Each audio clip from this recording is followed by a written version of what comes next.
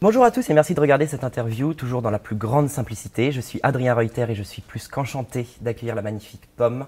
Toute jeune artiste de 22 ans, elle vient de sortir son premier album il y a seulement quelques mois, il s'appelle À peu près.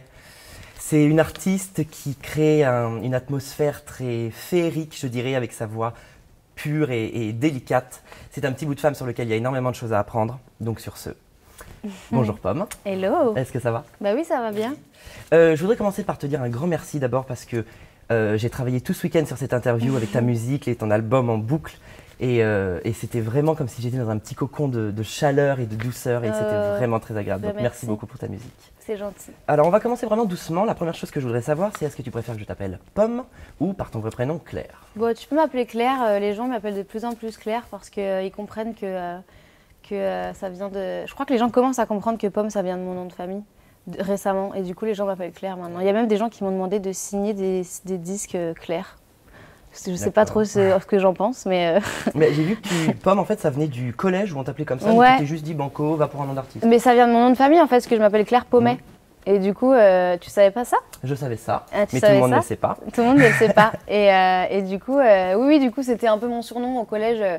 Genre, je sais pas si toi tu faisais ça, mais nous parfois on s'appelait un peu par nos noms de famille. Genre, j'avais des potes, ils avaient plus d'identité, c'était seulement un nom de famille, genre Dupont, et voilà. Et du coup, moi c'était Pomme en fait, parce que du coup, parce que c'était rigolo et que c'était facile. Et en fait, c'est un peu resté quand j'ai voulu un peu officialiser le fait que je faisais de la musique et que j'avais envie d'en faire un truc un peu sérieux. Je me suis dit, ah, pourquoi pas prendre ce truc-là qui est pas totalement différent de moi, mais qui est quand même pas mon prénom, quoi. Du coup. Et du coup, aucune allusion mystique à Adam, Ève? Non, pas vraiment, pas vraiment. Après, forcément, c'est quand même un nom commun. Je peux pas oublier le fait que le mot pomme existait avant que je décide que. Mais du coup, il y a beaucoup de gens il y a beaucoup de gens qui font des petits jeux de mots marrants. Mais franchement, c'est ok. Hein. C'est ok avec moi. Tu as sorti ton premier titre il y a 3 ans, ça s'appelait Je suis pas dupe, suivi l'année d'après par ton EP En cavale, dont le titre Sans toi qu'on entend en ce moment a fait plus de 3 millions de vues sur YouTube. On peut dire que tu t'es rapidement fait une place dans le monde de la musique. Bah, je dirais pas rapidement, mais je dirais que ça a été super progressif en tout cas, et que il y a eu beaucoup d'étapes très progressives et saines d'une espèce de chemin. Mais il n'y a pas eu de fulgurance, tu vois, de genre, parfois la fulgurance qu'on peut avoir quand on fait une émission de télé, ou une fulgurance du jour au lendemain, de ne pas reconnaître ma vie et tout ça. Pas du tout, en fait. Ça a vraiment été, oui, ça a été une espèce de chemin progressif et parfois ça peut paraître rapide, mais c'est juste que je pense que j'ai commencé hyper tôt, en fait. Et du coup, finalement, à 21 ans, je me retrouve avoir une place, mais que je me suis faite les tout premiers concerts que j'ai fait, c'était en 2011, tu vois. Du coup, ça fait 7 ans, les premiers concerts. T'étais toute jeune. Ouais. Donc du coup, je dirais plus un truc progressif qui est assez cool en fait, parce que du coup, ma vie, elle s'est pas métamorphosée. Je sais pas trop si je saurais gérer ce truc-là. Ouais, t'as eu le temps de t'habituer. Ouais, voilà. En fait, ça a été plus un truc de gravir des échelons assez progressivement, quoi. Mais pendant cette période, tu as eu quand même la chance de faire des premières parties comme celle de Auguste et Julia Stone, Louane, Vianney. Ça t'a quand même mis en lumière tout de suite? Oui, ouais. En fait, ça m'a donné beaucoup d'expérience rapidement sur des grosses scènes, effectivement, avec plein de gens qui me connaissaient pas et tout. Et ça m'a forgé de ouf, en fait. Ça m'a... Ouais, je pense que du coup, la scène, c'est vraiment ma maison. Enfin, c'est un peu cucu, tu vois, de dire ça, mais c'est vraiment un endroit que je connais depuis des années et je me sens bien. Et c'est une habitude, en fait, limite, tu vois. Et c'est ça que ça m'a permis d'acquérir. Le fait de faire autant de premières parties et tout ça, c'est d'avoir l'habitude d'être dans des circonstances comme ça, d'avoir l'habitude d'être dans des salles, d'avoir l'habitude de jouer, quoi, devant plein de gens différents pour plein d'occasions. Et c'est vraiment mon truc préféré, les concerts. Tu es quand même une artiste avec un univers extrêmement marqué. Est-ce que le fait que tu aies eu la chance de faire ces premières parties, c'est uniquement dû aux gens qui travaillent avec toi et pour toi, donc tout ce qui est promotion, manager, ou est-ce que c'est un réel attrait de la part de ces artistes pour ta musique? Alors ça dépend des fois, il y a différents cas de figures. En fait, il y a des fois où c'était vraiment des rencontres. Il y a eu par exemple Vianney, je l'avais rencontré en 2014, avant qu'il sorte son album. Il était tout mignon il était plein de rêves et tout, il était hyper touchant. Et en fait, il avait une première tournée sur son premier album qui était dans des trucs de 500, 600 places, quoi. Et du coup, il m'avait appelé, il m'avait dit, bah écoute, il m'a écrit Sans toi, donc la chanson. Ouais. Et ensuite, il m'a appelé pour faire une petite dizaine de premières parties sur sa tournée. Et parfois, c'est un peu comme ça, donc très humain et tout. Parfois, ça allait beaucoup moins. Et c'est des trucs par A plus B. Il y a tel tourneur qui appelle tel tourneur et qui dit, ouais, bah, écoute, je peux proposer. Souvent, c'est des services en fait qui se rendent entre boîtes de prod. Et voilà, il y a tel tourneur qui a rendu un service à un autre tourneur et du coup, il lui rend. Et moi, je sais que j'ai aussi fait des premières parties comme ça. Mais c'est vrai que c'est agréable de savoir que c'est la personne pour qui tu ouvres qui a choisi ou qui, en tout cas, est au fait de la musique que tu fais. Et ça m'est arrivé plusieurs fois, en fait, d'arriver et de me dire, ouais, bon, c'est sûr que c'est pas lui qui a choisi. Et qu'en fait, d'être surprise par des artistes qui venaient me voir et qui me disaient, ouais, mais c'est moi qui ai choisi, en fait. Et genre, c'est toujours agréable, en fait, parce que tu te sens considéré. Tu dis, bon, je suis pas là par hasard, quoi. Genre, Pour quel artiste ça s'est produit? Et bah, récemment, ça s'est produit avec Damien Rice, je sais pas si tu vois. Et genre, j'ouvrais pour son concert à l'Olympia. Et c'était un concert pour Amnesty International. Et je me disais, bon, il doit y avoir un truc de... Je sais pas, je me suis fait placer sur ce truc parce que machin connaissait machin. Et en fait, pas du tout. Il est venu me voir et tout. Il m'a dit qu'il avait écouté et que genre, on lui avait proposé, mais que surtout, il avait écouté sur YouTube et qu'il avait kiffé. Et tu vois, par exemple, typiquement de cette rencontre-là, il y a eu une suite où on s'est revus après, on a écrit des chansons ensemble et tout. Enfin, genre, donc ça, c'est hyper agréable. Après, c'est pas toujours comme ça, tu vois. C'est pas toujours le monde des lutins, quoi. Ouais. On va parler de ton album à présent, qui, je le rappelle, est sorti en octobre dernier et dont on entend un extrait à peu près. Alors j'ai pu constater que ce qui était censé être à l'origine le clip, donc Même robe qu'hier, ça a été supprimé peu de temps après sa publication. Pourquoi? Bonne question, que voilà. En fait, on a sorti donc un premier single en mai 2017. Pour annoncer l'arrivée de mon disque. Et plus personne dit disque, il n'y a que moi qui dis disque, je crois, à mon âge. L'arrivée de mon opus. Et en fait, il y a plusieurs raisons, mais je pense que ça a été assez rapide finalement entre le moment où en fait, quand on a sorti ce single-là, on était encore en train d'enregistrer l'album. Et donc, on a sorti un single parce qu'on voulait prendre la parole et dire, bah voilà, il y a un album qui arrive, mais entre-temps, j'ai terminé mon album et finalement, la chanson, bah, je sais pas ce que t'en penses, mais elle est pas très représentative du reste de l'album.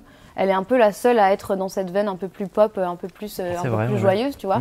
Et en fait, au fur et à mesure, je me suis rendu compte que je trouvais pas ça représentatif de la globalité de mon truc et que je trouverais ça dommage que quelqu'un écoute juste La même robe qu'hier et se disent ah bah se fasse une idée de l'album ouais juste mais en fait c'est franchement pas du tout représentatif, tu vois. Et du coup j'ai fait ah ouais mais non en fait j'ai pas envie que. Et pareil pour le clip, du coup le clip il est très très coloré, il était très bonbon, tu vois. Et en fait moi je me retrouvais pas trop là-dedans et c'est juste qu'on est allé rapidement, tu vois, quand on a fait tout ça et qu'on s'est pas trop posé de questions et du coup, je me disais, j'ai pas envie qu'en fait ce soit le premier truc sur lequel les gens tombent et qu'ils se fassent une idée sur ce clip et cette chanson qui est pas du tout la réalité en fait. Quand tu vas me voir en concert ou quand tu écoutes le reste de l'album, tu te rends compte que c'est pas aussi sucré que cette chanson-là.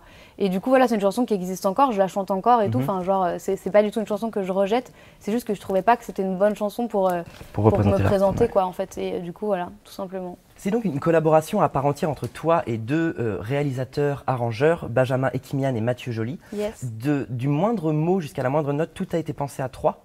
Non, pas du tout. En fait, les chansons, elles existaient déjà. Elles existaient déjà, parfois en guitare-voix, parfois avec déjà un arrangement, parce qu'on a mis pas mal de temps à trouver la bonne équipe pour faire l'album. Donc, il y a eu des tests aussi avant avec d'autres réals. Donc, j'arrivais avec les chansons, je suis arrivée avec les chansons déjà écrites et composées, que ce soit par moi ou par d'autres gens. Et en fait, on repartait un peu d'une base. Il me disait, bon, bah vas-y, joue-nous, n'importe quoi. Joue-nous là. On dirait carrément une autre langue. Joue-nous là. C'est hyper dur à dire. Mais il nous disait, voilà, joue la chanson en guitare-voix et on repartait d'une espèce de base un peu neutre pour qu'on imagine d'autres trucs. Parfois, on est resté assez fidèle à ce qui existait déjà. Parfois, on a complètement transformé les chansons. Mais c'est vrai qu'on a fait ça, en tout cas, à trois. Et j'étais tout le temps là. Et c'était hyper agréable. Et, en fait, on était 4 et j'oublie souvent de citer Christopher, mais qui à la base était un peu assistant et qui maintenant a une place beaucoup plus importante dans l'équipe, mais qui quand je suis arrivée, venait d'arriver dans l'équipe et qui est trop cool. Mais c'est vrai que je me dis, en vrai, je le cite jamais, le pauvre Miskin, il se fait jamais citer. Mais Christopher Colès, la dédicace, si je me rattrape pour 1 an et demi d'ignorance. Mais voilà, donc du coup, on a tout fait un peu ensemble et c'était hyper agréable parce que c'est vraiment des gens avec qui je m'entends trop bien, quoi. Tu as mis dans ton album un titre en anglais, Lonely One, qu'on peut entendre en ce moment, et qui parle d'amour exclusif ou de jukebox, je n'ai pas vraiment saisi. Tout simplement, pourquoi Alors, c'est une bonne question aussi. C'est marrant parce que je me rends compte que quand on fait un album, on prend des décisions un peu folles et puis on fait vas-y. Tu vois, moi je me suis dit je vais mettre une chanson en anglais parce que j'ai beaucoup d'influence. Je voulais un peu représenter mon héritage anglophone et tout ce que j'écoute en anglais et tout. Et en fait, typiquement, c'est une chanson que je chante jamais sur scène. Enfin, ça fait des mois que je l'ai pas chantée parce que je me suis rendu compte que ça me ressemblait pas. Enfin, que c'était pas moi en fait, que c'était plus une espèce. J'ai l'impression que c'est une reprise cette chanson, tu vois. Et c'est une chanson qu'on m'a proposée, qui a été écrite par un gars qui s'appelle Don Cavalli et qui est une super chanson que je trouve super belle. Mais quand je la chante, j'ai plus l'impression de chanter une chanson de quelqu'un d'autre qu'une de mes chansons. Et ça, c'est un truc dont je me suis rendu compte en faisant des concerts, en commençant la tournée de l'album et tout. Quand tu chantes les chansons sur scène, tu les vis différemment et tu réalises qu'il y en a qui te collent à la peau de ouf et il y en a d'autres qui... Moi, j'ai vraiment eu l'impression de m'éloigner de certaines chansons, c'est assez ouf. Et d'autres, je sais que toute ma vie, ce sera des chansons qui me ressemblent et peu importe si je les ai écrites ou pas, en fait. Et celle-là, je l'aime beaucoup, mais c'est plus une chanson extérieure à moi-même. C'est assez spécial, je sais pas trop comment l'expliquer, mais... Et du coup, à la base, je pense que j'avais envie de juste faire honneur à toute la musique anglophone que j'écoute parce que, mine de rien, j'en écoute beaucoup. Du coup, c'était plus un genre d'hommage, tu vois. Et finalement, je me suis rendu compte que c'était pas tellement moi et que moi, quand j'écris, naturellement, j'écris que en français, en fait. Donc, du coup, voilà. Mais malgré le fait que tu aies commencé à écrire en anglais, parce que tu trouvais que tu n'avais pas beaucoup de choses à raconter. Au tout début, quand j'étais enfant, enfin à 13 ans, 12-13 ans, j'écrivais en anglais, mais parce que, effectivement, j'avais franchement... Caché derrière ça. Mais R à dire, quoi. Genre j'étais là, genre I love you, but you don't love me. C'était juste ça, en fait. Et je me disais, si je dis je ne t'aime pas, tu m'aimes, ça va être horrible. Mais il y a beaucoup de chansons qui sont comme ça. Et il y a beaucoup de gens qui le font, mais moi, je ne voulais pas faire ça. Très bien. Et du coup, j'ai écrit en anglais pour pouvoir juste... j'avais besoin de faire des concerts, j'avais besoin de chanter devant des gens hyper jeunes. Genre à 13-14 ans, j'avais besoin de communiquer ça aux gens. Et donc, je voulais le faire et je faisais beaucoup ça en anglais. Et c'est venu plus tard, le français, c'est venu quand j'ai commencé à vivre des trucs en fait dans ma vie, et des trucs intéressants, et j'ai commencé à pouvoir poser des mots en français sur des trucs que je vivais. Donc voilà. Il va de soi que c'est un album très porté sur l'amour, et toutes les critiques s'accordent à le dire, mais la mort y est quand même vachement présente. Ouais. Genre dans La Lavande, c'est un côté très morbide, dans Là-haut, c'est presque mégalo-mortuaire. Ouais. Mégalo-mortuaire. J'ai inventé ça en l'écrivant. C'est parfait. Ça marche. Et pourquoi parce que c'est un truc qui m'obsède, moi, et c'est un truc dont on parle pas et qui est assez tabou. Et personne n'en parle. Tu vas pas dans un dîner et dire bon, toi, qu'est-ce que tu penses de la mort? Genre, tu vois, mais parce que ça fait peur, en fait. Et comme ça fait peur, on évite d'en parler. Et je pense que moi, j'ai eu besoin d'écrire beaucoup dessus pour justement contrer ça et essayer d'apprivoiser cette espèce de truc dont tout le monde a peur, en fait, mais qui en même temps donne un sens à tout et qui fait en sorte qu'on a l'impression que c'est utile de faire des trucs et que je sais pas, en fait, je pense que globalement quand j'écris des chansons, et c'est cool si ça se ressent dans le disque et que les gens perçoivent que ça parle pas que d'amour, mais que ça parle aussi d'autres notions, qu'il y a le temps qui passe et donc la mort, et qu'il y a plein de trucs. C'est des moments où je suis un peu angoissée et où j'essaie de désacraliser des trucs et de me rapprocher de la mort. Je pense que j'essaie de l'apprivoiser en écrivant dessus, tu vois, et en me disant une petite bête. Elle est énorme, cette mouche. Elle était très grosse. Au revoir. En me disant d'écrire dessus et d'en parler, ça va me rapprocher de ce truc qui me fait peur, tu vois. Et c'est vrai, en fait, ça m'aide. C'est juste que je sais pas trop comment l'expliquer. Je pense qu'on est beaucoup à en avoir peur, et puis voilà, tout le monde se pose des questions, mais personne n'en parle vraiment. Et juste d'écrire dessus, moi, ça m'a aidé. C'était purement égoïste au début, et après, il y a des gens qui s'y retrouvent, c'est cool, tu vois. Mais c'était vraiment un truc de me faire du bien à moi-même, quoi, au départ. Ok. Un artiste se livre dans ses albums Est-ce que toi, tu as déjà eu une Pauline dans ta vie ou un amour aussi grand qu'une ville? Alors non, enfin, l'histoire de Pauline, je l'ai jamais vraiment vécue. D'accord. Mais cette chanson, elle est hyper importante pour moi parce qu'elle parle plus globalement d'un thème qui me tient à cœur, qui est le fait de se comparer entre meufs et ces espèces de sentiments un peu dégueux qu'on ressent. Et je pense que ça existe chez les mecs aussi. Après, comme je suis une meuf, je peux parler que pour les meufs, mais ça m'est déjà arrivé de me comparer à des mecs aussi. Mais bref, je pense que globalement, ce thème-là, je le trouvais hyper important dans cet album parce que moi, j'ai passé beaucoup de temps dans ma vie à me comparer et ça m'a beaucoup pourri la vie. Et que ce soit avec des meufs, avec des mecs, et à me mettre dans un espèce de truc de genre, ah ouais, lui il a ça, elle a ça, moi j'ai pas ça et tout. Et je pense qu'il y a beaucoup de gens qui le font et j'avais envie pareil, encore une fois, de le désacraliser, d'en parler un peu en rigolant. Et voilà, il y a tout un discours en fait par rapport aux meufs. Moi j'ai l'impression qu'il y a un truc qui doit changer, juste d'essayer de se serrer un peu plus les coudes et d'être un peu moins justement dans ces histoires de se regarder un peu. Et j'essaie de participer à ça et de contrer justement... parce qu'en fait, c'est de la merde. C'est un peu nul. Tu vois, c'est jamais vraiment très agréable de se comparer, ça t'apporte rien. Et donc voilà, donc je me mets dans la peau d'une meuf qui a rencontré un mec et qui se fait piquer son mec par une Pauline. Et c'est aussi un gros clin d'œil à la chanson de Jolene de Dolly Parton, que j'aime beaucoup, beaucoup et qui était une grosse influence quand j'étais ado, Dolly Parton. Donc voilà. Bah justement, on y vient, tu parles souvent des artistes qui t'ont inspiré musicalement comme Dolly Parton ou Alison Krauss, même dans ta manière de chanter comme Alélia Diane. Mais qu'est-ce qui t'a influencé dans ta plume? En tout cas, ce que j'ai écouté le plus en français, c'est Barbara. Genre depuis que j'ai 8 ans, j'ai découvert Barbara à 8 ans via une prof de chant qui me donnait des cours et qui m'a fait chanter Göttingen. Et j'étais complètement traumatisée des paroles. J'étais en mode, c'est quoi ce truc? C'est tellement beau, genre... Et de mes 8 ans à maintenant, je n'ai jamais arrêté d'écouter Barbara. Et après, en fait, je suis hyper curieuse. J'écoute beaucoup de trucs en français, de trucs qui sortent. En fait, j'aime bien écouter plein de trucs nouveaux et anciens. Et j'ai écouté beaucoup Camélia Jordana. J'ai écouté Luce, qui a sorti des super beaux disques, des super belles chansons. J'ai écouté beaucoup de femmes chanteuses et j'ai beaucoup été admirative de femmes chanteuses, je pense, parce que je pouvais m'identifier et tout. Et ouais, c'est ça, en fait, j'ai une espèce de curiosité. Et pour moi, c'est hyper important le texte et la langue française. Et du coup, j'écoute un peu de tout ce qui sort. Je suis très curieuse et je porte une attention particulière au texte, plus qu'à la musique, je pense. Enfin, c'est souvent un tout, mais voilà, tu vois, récemment, j'ai beaucoup écouté Fishback, j'écoute Edith de Pretto, en fait, je trouve ça super intéressant et j'écoute pas que des trucs vieux, même si je me retrouve beaucoup dans des trucs d'avant. Mais Barbara, ouais, je pense que c'est un peu ma déesse, quoi. La déesse ultime.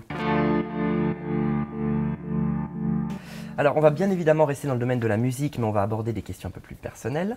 Tu as été au Canada quand tu étais toute jeune et que tu commençais la chanson avec les chorales lyonnaises. Yes. Tu es allée au Québec quand tu avais 18 ans. Et donc, avec les influences folk et country qui te sont si chères, c'était le public parfait pour toi. Pourquoi tu n'as pas tenté d'essayer de t'épanouir musicalement là-bas? Bah, en fait, en vrai, je rêve un peu d'habiter là-bas. J'ai toujours voulu habiter là-bas et c'est juste que j'ai jamais eu l'occasion de rester plus que 2-3 semaines, juste parce que j'ai pas assez de temps dans ma vie pour y rester. Et il y a aussi un truc, c'est que je pense que c'est important d'installer ma musique ici. Déjà, c'est déjà quelque chose et c'est déjà un peu compliqué d'être identifiée en France comme auteure-compositrice et de rouler ma bosse. J'ai vraiment 90 ans quand je dis des expressions. Ouais. Rouler ma bosse. Et du coup, je pense que si je partais... J'ai très envie, moi, de vivre là-bas, mais si j'étais partie trop tôt là-bas, vivre là-bas ou passer des mois là-bas, je serais sûrement passée un peu à côté de trucs et d'opportunités que j'ai ici. Et je peux pas... Aujourd'hui, je peux pas... Je pense que si je partais aujourd'hui, ce serait dommage parce que j'ai l'impression d'avoir encore beaucoup de choses à dire et d'avoir beaucoup de gens à rencontrer ici en France avant de m'installer là-bas.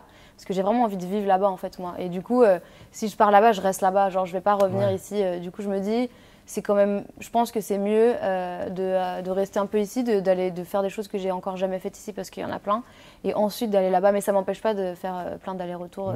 Bah, justement, récemment, tu étais en couple avec une personne Yes. qui vivait au Québec. Est-ce que tu en as profité pour faire des scènes là-bas? Ouais, du coup, moi qui suis un peu une accro au travail, j'y allais jamais vraiment juste pour chiller. Je me trouvais toujours soit de la promo, soit des concerts et tout. Donc j'ai joué dans plusieurs petites villes. Bon, j'ai joué à Montréal évidemment plusieurs fois. J'ai joué à Québec Et j'ai joué dans des plus petites villes. C'est assez spécial en fait le Québec parce que il y a Québec et Montréal qui sont vraiment peuplés et qui sont vivants, quoique Québec est un peu moins vivant que Montréal. Et après, tu as Ottawa, mais sinon, c'est des toutes petites villes et en fait, c'est très vaste et très peu peuplé. Donc, tu peux pas faire des tournées comme en France où tu te fais genre 200 dates dans des trucs de 1000 places. Ça n'existe pas parce qu'il y a juste pas assez de monde en fait. Du coup, tu fais vite le tour du truc. Non, mais c'est vrai. Et en fait, tu fais vite le tour du truc et tu peux faire. Il y a pas mal de salles que tu peux faire, genre en banlieue de Montréal. C'est plutôt ça en fait, les tournées là-bas. Des trucs à 1 heure et quart, 30 minutes de Montréal. Et pour l'instant, j'ai pas fait de vraies tournées là-bas, mais en tout cas, j'ai fait pas mal de concerts, de promos. J'ai plein d'amis qui sont musiciens là-bas et tout. Je passe beaucoup de temps là. J'y vais en juin pour les Franco de Montréal pour la première fois et j'ai hyper hâte et j'ai très envie de développer plus ma musique là-bas. Et c'est un pays effectivement qui est hyper réceptif à la musique organique en fait, qui est vraiment. En fait, c'est hyper ancré dans leur culture. Ils ont cette culture-là qu'on n'a pas forcément. Et du coup, quand j'arrive, j'ai l'impression que les mots qu'ils posent sur ma musique, c'est ce que j'imagine en fait. Et ils me sondent de manière juste et c'est hyper agréable. Donc j'ai envie grave d'explorer plus. Et tu as déjà une petite notoriété là-bas? Ouais, il y a des gens qui viennent à mes concerts. C'est assez marrant. C'est bien. Ouais, c'est assez marrant. Il y a des gens qui viennent aux concerts et tout. Après, je sais pas à quel point. Je pense que pour le coup, il faut être là-bas pour vraiment développer le truc. Si t'es pas là-bas et que c'est compliqué, les gens là-bas, ils ont besoin ils vont beaucoup au concert et tout, ils ont besoin de voir les gens. Mais oui, il y a des gens qui viennent au concert et tout. Et puis je me suis fait un espèce de réseau d'amis, donc les gens parlent de moi et tout. Il y a une bienveillance qui coule là-bas. Ok. Yes. J'ai pu constater facilement que tu ne sortais d'aucun télécrochet. À une époque comme la nôtre, qu'est-ce qui t'a poussé à te lancer dans le grand bain toute seule?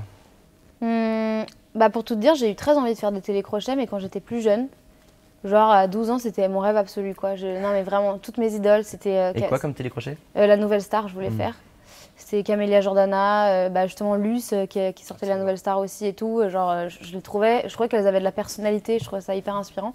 Jusqu'à 16 ans, qui est l'âge minimum pour faire ces émissions, j'avais hyper envie. Et en fait, à 16 ans, j'ai commencé à faire de la musique par moi-même. J'étais vraiment, je faisais des concerts dans des bars, j'ai commencé à faire des concerts à Paris et tout. Et du coup, les gens que j'ai rencontrés m'ont dit franchement, genre t'as pas besoin de faire ça, ouais. Et j'ai écouté ces gens. Et du coup, en fait, rapidement, je me suis désintéressée de ça. En tout cas pour moi, pour mon cas. Et voilà, et je respecte ça et je cracherai jamais. De toute façon, j'aime pas trop être en colère et cracher sur les gens. Enfin, j'ai arrêté de faire ça depuis 2018. Et ça fait 3 mois. Ça fait du bien. mais du coup, j'ai la chance, je pense, de ne pas en avoir eu besoin. Je pense que j'ai aussi eu la persévérance de me dire, la persévérance de me dire, ça veut rien dire, mais j'ai eu juste la force de caractère. Ouais, de pas passer par là et donc d'accepter que ce serait long et qu'effectivement, entre 2011 et maintenant, il y a eu 7 ans et que je passerai par plein de phases et que j'aurai des déceptions et voilà. Mais aujourd'hui, je suis contente parce que je trouve ça difficile, mais même psychologiquement, ça a l'air d'être un délire, quoi.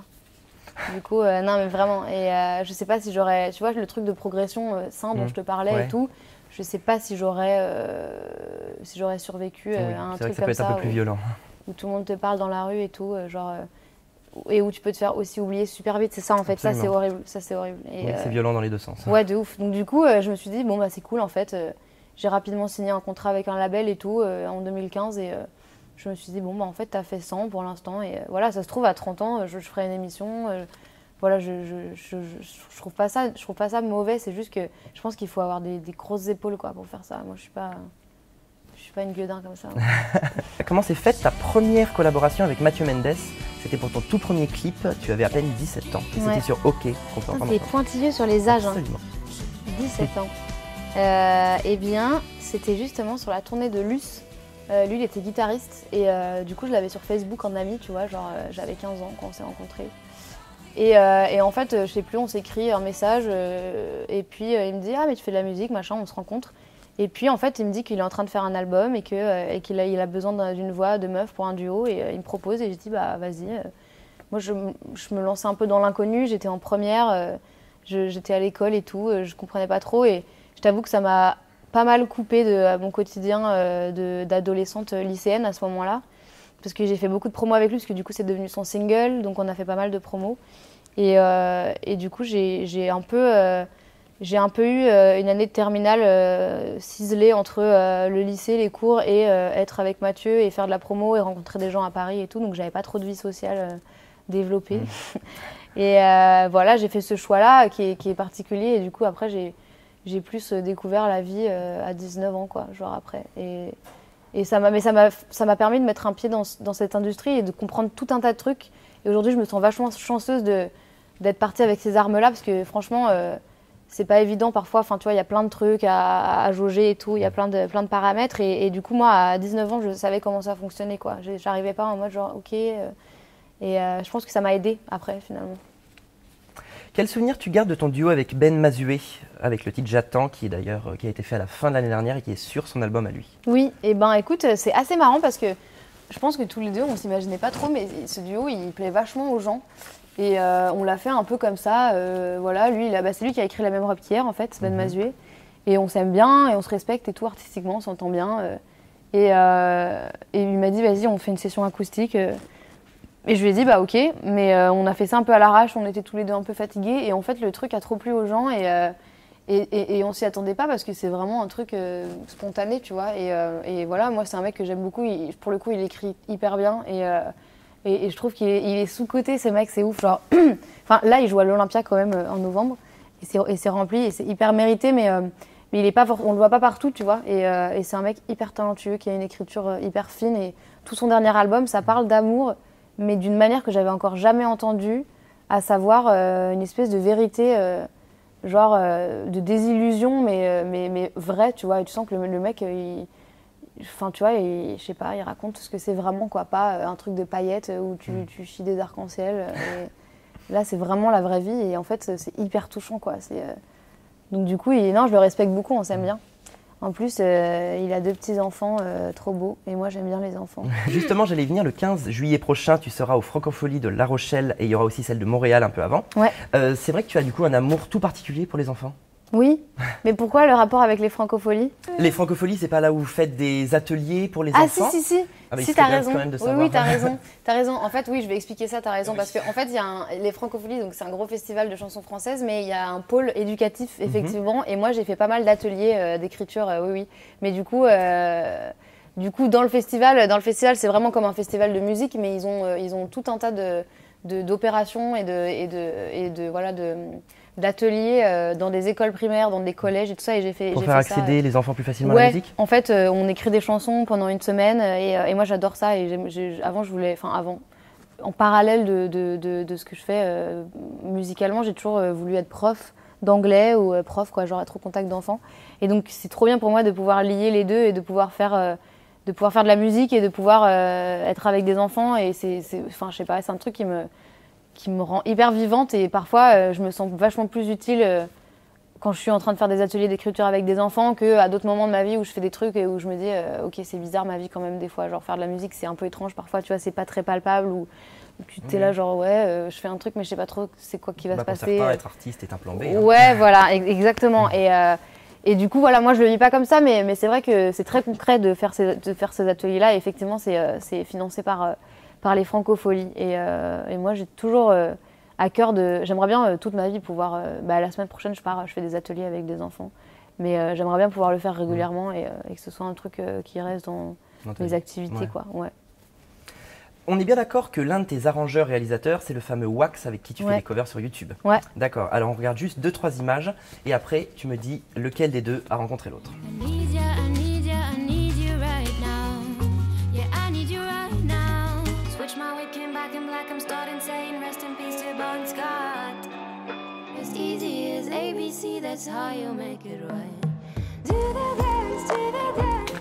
Lequel des deux a rencontré l'autre? Eh bien, je pense que ça doit être mon label qui a envoyé le premier EP avant qu'il sorte à Benjamin. Et Benjamin, il n'avait pas encore de chaîne YouTube, mais il avait une page Facebook sur laquelle il mettait en direct des super covers de lui tout seul qui réarrangeait des morceaux un peu genre en mode folie, enfin il faisait des trucs de ouf. Et en fait, du coup, il a bien aimé mon EP, c'était les 4 premiers titres dont on parlait, Je suis pas dupe sans toi et tout ça.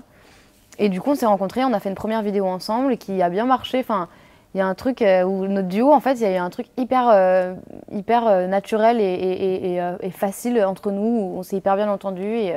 Et du coup, on a reproduit ça. Et du coup, lui, à la suite de ça, il a ouvert une chaîne YouTube. Et maintenant, il fait ça avec plein de gens. Et il a fait des super trucs et dans des styles super différents. Il a une espèce de culture musicale complètement large. Et il fait ça autant avec des rappeurs qu'avec des gens un peu plus rock et tout. Et nous, souvent, c'est des espèces de reprises, ouais, de trucs super actuels. Un peu plus aérien, un peu plus acoustique et tout. Et voilà, et en fait, c'est à la suite de 2-3 vidéos qu'on a faites que moi, je me suis dit, mais c'est lui qui doit faire mon... Enfin, faut qu'on fasse l'album ensemble parce qu'en fait, on s'entend trop bien, on fait que de rigoler tout le temps tout est simple. Et voilà. Donc, du coup c'était... la rencontre s'est faite plutôt... Enfin, on lui a envoyé mon truc, donc après, il a écouté et après, il a dit, ouais, mais grave, je vais trop la rencontrer. J'ai dit, bah, grave, moi aussi. Facile. Est-ce que tu peux me dire à quoi ressemble la vie amoureuse de Claire? Parce que entre les titres genre comme Pauline ou De quoi te plaire ou juste plus simplement entre ton côté femme-enfant mais qui a du vécu, entre cette voix d'ange mais des fois qui peut être très séductrice, on a beaucoup de mal à deviner qui tu es en amour. Qui es-tu? Oui, dis-moi. Écoute, bah là c'est pas la folie. mais en fait, moi je pense que je suis un peu une utopiste, je suis un peu je suis pas très dans le move de ma génération de consommation et de Tinder et tout ça. Moi je connais pas trop ça en fait, je sais pas trop faire, je trouve ça hyper bizarre. J'ai déjà essayé, je suis là genre c'est trop bizarre, j'ai l'impression d'être devant un catalogue, genre c'est hyper bizarre, tu vois. Et j'ai jamais fait ça. Donc du coup, je suis un peu dans un truc idéalisé, je pense. J'ai aussi des parents qui sont ensemble depuis 25 ans, tu vois, genre. Et moi, j'imagine ça comme un truc beau et bienveillant et respectueux. Et j'ai pas beaucoup finalement de gens de mon âge qui sont vraiment dans cette optique-là. Enfin, il y en a, mais du coup, et puis j'ai aussi en fait une vie qui tourne vachement autour de mon travail, donc j'ai pas forcément énormément de temps. Donc je vais pas aller chercher, tu vois, à rencontrer des gens spécialement. J'ai déjà plein d'amis super et j'ai déjà pas beaucoup de temps pour moi, donc je vais pas aller dans un bar, genre attendre au bar et attendre que ça se passe, tu vois, c'est pas trop mon genre. Donc du coup, en fait, c'est soit je fais une rencontre qui fait que genre je tombe méga amoureuse et du coup c'est cool et je me marie et j'ai des enfants dans 2 ans, tu vois. Soit je suis pas donc en tu train t'en de remets chercher. totalement Ouais, au hasard en de la fait, vie. je suis beaucoup seule, moi. Ça me dérange pas d'être seule. Genre, j'ai beaucoup vécu seule depuis très jeune et du coup, j'ai pas de problème avec le fait d'être seule, de m'organiser toute seule, d'être indépendante, d'avoir des responsabilités toute seule et tout. Donc, j'ai pas ce truc-là que beaucoup de mes potes ont, de pas savoir être seule et de tout le temps être en couple juste pour pallier un truc. C'est bien, c'est une grande qualité. Voilà, donc advienne que pourra, Inch'Allah, j'aurai des enfants bientôt. Si on se réfère au titre « Ceux qui rêvent », tu fais partie des gens qui réfléchissent trop pendant la nuit, au lieu de dormir? Ouais, ça m'arrive de faire des bonnes insomnies, ouais. Ouais. T'es quelqu'un d'anxieux? Très anxieuse, mais j'y travaille. Et puis surtout, en fait... Ça se voit tellement pas. Ouais, c'est marrant. C'est marrant. Mais c'est de l'anxiété, c'est juste que je me détruis moi-même. Je me juge vachement, en fait. Je me juge tout le temps. Je suis hyper perfectionniste, hyper dure avec moi-même. Et en fait, les insomnies, ça n'arrive pas souvent. Mais par contre, quand ça arrive, c'est très vénère, quoi. C'est vraiment genre des nuits blanches. Et ça m'arrive de temps en temps et c'est genre, c'est hyper bizarre. Mais je suis pas angoissée. Enfin, je le suis de moins en moins. J'ai vraiment... 2018, c'est vraiment l'année du regain et des prises de conscience et des résolutions. J'ai vraiment été angoissée de ouf. En fait, c'est des angoisses de non-confiance en moi, tu vois. J'étais là, genre, oh là là, je suis pas légitime, ma musique est pourrie. Vraiment, tu vois, genre, je me suis retrouvée dans des états comme ça l'année dernière. Et en fait, j'ai fait, mes meufs, arrête de mettre ton énergie comme ça dans de la merde. Genre, c'est cool ta vie, en fait. Et voilà, quoi, à un moment... Et j'ai appris à être fière de moi. Et c'est dur, tu vois, d'être fière de soi. J'ai l'impression d'être chez mon psy. C'est bien, c'est bien. Aujourd'hui, j'ai appris à être fière de moi. C'est important. Mais non, mais tu vois, il y a ce truc-là. C'est difficile d'être bienveillant avec soi-même et de s'apprécier juste au niveau de l'eau, tu vois. De pas avoir trop d'ego, de pas être tout le temps là en train de se déprécier et tout. C'est dur d'avoir une espèce de calme avec toi-même, de dire je vaux ce que je vaux, c'est cool, je suis à ma place. Genre, et c'est un peu ce que je suis en train d'essayer d'atteindre et c'est hyper agréable en fait. Donc je suis angoissée, mais j'ai pas envie de rester angoissée toute ma vie. C'est pas un truc dans lequel je me complais, tu vois, en mode genre ça m'énerve un peu d'être angoissée tout le temps. Donc t'es une grosse stressée, mais tu travailles dessus. Ouais, de ouf, ouais. Pourquoi cette pochette d'album avec un scarabée sur chaque joue. De qui vient cette idée? Qui a fait ça? S'il Oui. vous plaît, on peut dénoncer quelqu'un? Non, en fait, moi j'avais une idée globale de ce que je voulais et j'avais pas envie de faire un shooting dans la forêt. Tu vois, je l'avais fait pour mon EP et ça me saoulait un peu d'être la chanteuse de folk qui va dans la forêt faire son petit shooting dans la forêt, tu vois. Je trouvais que c'était un petit peu vu. Et en fait, du coup, j'ai eu envie de faire un shooting en intérieur, dans un décor moderne et froid, tu vois, mais avec des éléments quand même terrestres. Parce que c'est quand même, ça me parle et que voilà, je me sens proche de ça. Je pense un peu plus terrestre et forêt que citadine, malgré tout. Mais du coup, voilà, j'avais envie de ce contraste-là entre la modernité et un truc un peu plus organique et terrestre, qui est aussi un peu ce qu'est ma musique, en fait, au final, tu vois. Et du coup, voilà, on a amené des éléments de la nature dans un studio. Et donc, c'est spécial et c'est un peu déroutant. Et je pense que c'était un peu l'idée. Il y a aussi le fait que c'est des bestioles qui dégoûtent un peu les gens et que moi, j'avais envie de les mettre en valeur, tu vois. Non, mais j'aime bien cette espèce d'idée de... C'est vrai qu'elles sont sublimées. Voilà, j'aime bien. Tu vois, j'ai fait ça avec des escargots aussi dans une vidéo. J'aime bien cette idée à la base de glorifier des espèces de trucs qui dégoûtent les gens et d'aller au-delà de l'apparence aussi, tu vois. Il y a ce truc-là de, ouais, bah, un escargot, c'est immonde, mais si tu vas au-delà, c'est quand même fascinant. C'est hermaphrodite. Ouais. Donc, Ça, c'est vachement fascinant. non, mais tu vois, genre, il y a tout un tas de trucs et je pense que c'est un concept que j'applique aussi à ma vie et quand je rencontre des gens et d'aller au-delà de ce que je vois et c'est un concept qui, pour l'instant, m'a plutôt apporté des choses incroyables et merveilleuses dans ma vie, de pas juste me fier aux apparences donc il y a cette idée-là aussi un peu derrière les scarabées, les escargots et tout, où les gens font genre « Ah !» et après, tu vois, tu fais « Attends, mec, un scarabée, ça porte 8 fois son poids sur son dos. Non, mais tu vois, et c'est aussi un emblème pour plein de religions et c'est un porte-bonheur, enfin, genre... donc voilà. Le 20 juin prochain, tu fais La Cigale. Est-ce que c'est la plus grande salle que tu aies fait à Paris? Bah, en tête d'affiche, ouais. Ouais. Complètement. J'ai trop hâte. Bah, je comprends. Je pense que je m'attendais pas du tout à faire une cigale sur mon album. Et parce que je pensais que ça allait rester plus confidentiel. Et en fait, je suis trop contente. Et en plus, je vais faire un truc un peu spécial. Je n'annonce pas ce que c'est, mais je suis toute seule sur scène, là, en tournée. Et là, ça sera un tout petit peu différent. Et du coup, j'ai vraiment hâte. Et c'est vraiment, je pense, une espèce de... Toute seule, t'as aucun guitariste, aucun instrument, toi et ta guitare? Non, depuis février. J'ai fait 6 mois, de septembre à février. De la sortie de l'album au mois de février, j'étais avec un guitariste. Et en fait, j'ai une espèce de liberté. J'ai vraiment besoin d'être seule. J'arrive pas à retrouver cette liberté-là quand je suis à plusieurs sur scène. Donc du coup, j'ai dit, bah, moi, je veux retourner toute seule et tout. Et en fait, ça se passe hyper bien. Et j'ai ce truc-là d'être la seule actrice du truc et donc d'avoir des échecs qui reposent sur moi et d'avoir aussi des accomplissements qui reposent sur moi et d'avoir personne à blâmer ou enfin tu vois, genre de me dire bon bah là t'as fait de la merde mais c'est toi qui as fait de la merde, ou de me dire là t'as fait un truc super mais c'est toi qui as fait un truc super, enfin.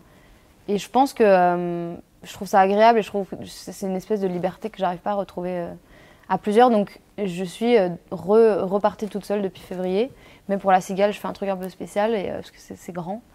Et non, j'ai vraiment très très hâte, quoi. C'est fou en fait. Je pensais pas la faire si tôt. Je me disais bon, peut-être plus tard. Mais ouais, c'est trop bien. Je suis trop contente qu'il y ait autant de gens en fait qui se disent bah viens, on va payer pour voir cette meuf en concert. Bah ouais. Et c'est là-dessus que cette interview touche à sa fin. Est-ce qu'il y a quelque chose que tu veux rajouter ou partager? Écoute, c'était assez complet. Merci pour cette petite thérapie. Voilà. Je t'en prie. Merci infiniment d'avoir accepté mon invitation. Merci à toi. J'ai passé un super moment. J'espère que vous avez appris plein de choses sur cette artiste délicieuse qui est Pomme. Merci d'avoir regardé cette interview. À la prochaine. Et pour finir sur une super note, je vous laisse sur un petit live de Pomme.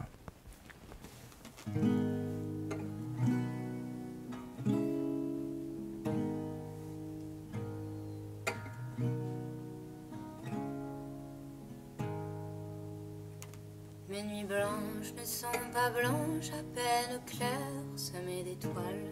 Petits trous dans la toile étanche, triste strass sur le voile. Et moi envoûtée de ténèbres, je passe des heures infinies à compter les moutons funèbres qui tapissent mes insomnies. Ah, ah, minuit est là. Ah, ah, je ne dors pas et moins je dors et plus je pense et plus je pense et moins j'obéis l'immense impasse, l'espace immense qui s'étend au fond de mon lit. C'est inouï tout ce silence qu'il est cosmique cet ennui. Dois-je recourir à la science, l'anesthésie et l'insomnie? Ah, ah, minuit est là. Ah, ah, je ne dors pas. Et puis passé minuit, je danse au rythme des tachycardies et tout s'emballe et tout balance et tout m'étale et tout me fuit. La lune est un fruit un peu rance, la vie est une maladie. Ceux qui rêvent ont bien de la chance et les autres ont des insomnies. Ceux qui rêvent ont bien de la chance et les autres ont des insomnies. Ceux qui rêvent ont bien de la chance, quant à moi j'ai des insomnies. Ah, ah, minuit est là. Ah, ah, je ne dors pas. Ah, ah, minuit est là. Ah, ah, je ne dors pas. Je ne dors pas. Je ne dors pas. Je ne dors pas. Je ne dors pas. Je ne dors pas. Je ne dors pas.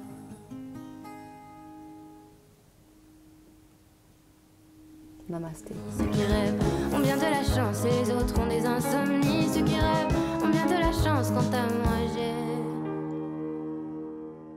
des insomnies. Si tu veux revoir cette vidéo ou si tu veux voir les prochaines qui vont suivre, abonne-toi en cliquant ici.